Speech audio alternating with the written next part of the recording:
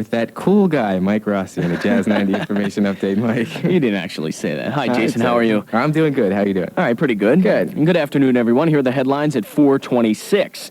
A memorial service will be held later today for the 47 crew members killed in yesterday's explosion aboard the USS Iowa.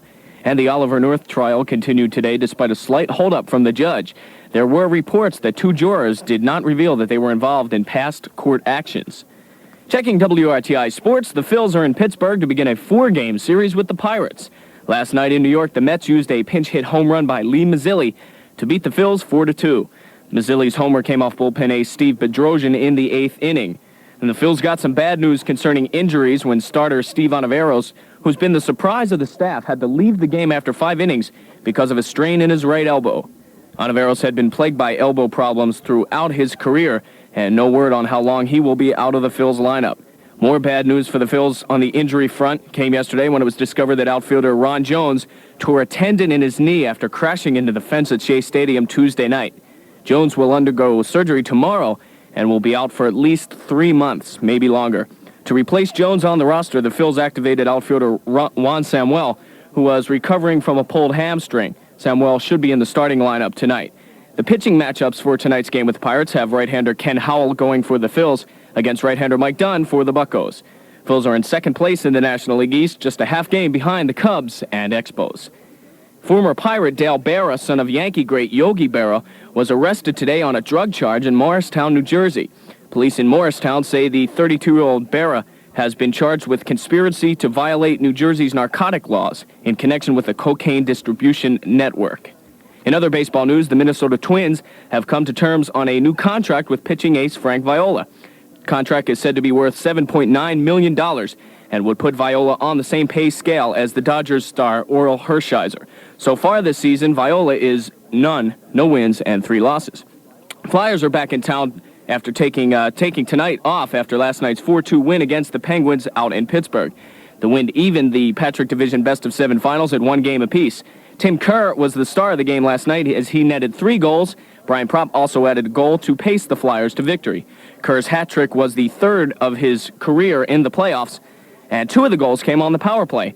Kerr talks about the Flyers' big win. Very big game for us. We had a little bit of a letdown in game 1, and this is a game that we had to go and show our intensity and show how much that we wanted the game. And I think even through that layoff that we had before the game, that's what kept us going and kept us ready to play, is knowing that it was we had to go out there and show that we wanted to win and get our intensity level back up to where it's supposed to be. And games 3 and 4 are in Philly, with game 3 tomorrow night at the Spectrum. In the AHL tonight, the Campbell Conference Series resumed tonight with the Chicago Blackhawks taking on the St. Louis Blues and the Calgary Flames going against the Los Angeles Kings. Both Calgary and Chicago each won the first game of their series and each lead the series 1-0.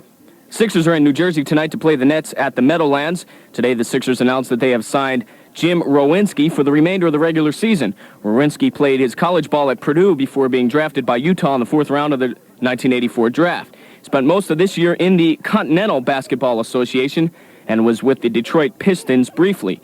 Rowinski will take Bob Thornton's place on the team. Thornton is on the injured list with a bone spur in his right ankle and a possible stress fracture in his right foot. And it's now 29 minutes past 4 o'clock, and let's go out to the highways with a check on shadow traffic. Here's John Butterworth. Schuylkill 10 minutes, Girard to 30th, westbound a 20-minute ride to redestruction. The Boulevard northbound is slowing from Fox to the Wayne Avenue overpass. 95 north still heavy from Penn's Landing up to the Bend Franklin Bridge. In Narberth, there's an accident, Iona at Haverford Avenue. If you're traveling on 73 through Whitpain, that's jammed up between 202 and North Wells Road. Construction work there.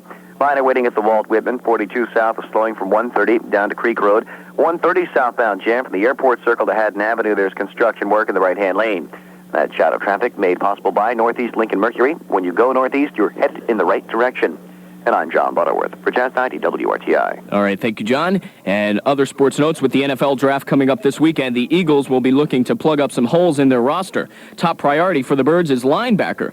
But with the signing of free agent Al Harris, head coach Buddy Ryan says he'll be looking for the linebacker of the future. Al Harris is going to be our starting right linebacker. But what we'd like to get is a good athlete that could come in, cover on teams, learn the game, and be our outside linebacker for 8 or 9 years. And the Eagles don't have a first-round draft choice in this draft because they gave it to Indianapolis in the deal for lineman Ron Salt.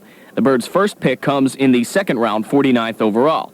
In other NFL news, the Dallas Cowboys, who had the first pick in the draft, have signed UCLA's quarterback Troy Aikman.